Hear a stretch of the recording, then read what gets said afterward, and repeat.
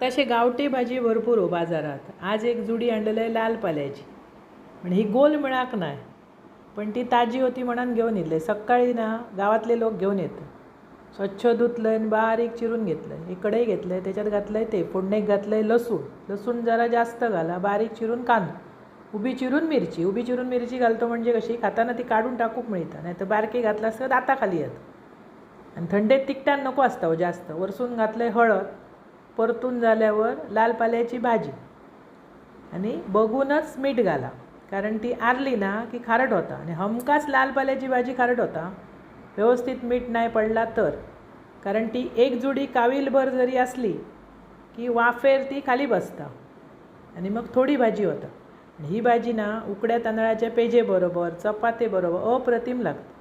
आज मी उकड्या तांदळाची पेज केलं आहे. तुमका व्हिडिओ दाखवचो असा तो दाखवतलो आहे, पण आज म्हटलं आधी लाल पाल्याची भाजी दाखवूया. भरपूरसा खोबरा घाला, इतकी टेस्टी लागताना अशी भाजी करा, खावा, आवडतली तुमका. आणि आवडल्या चॅनल सबस्क्राईब.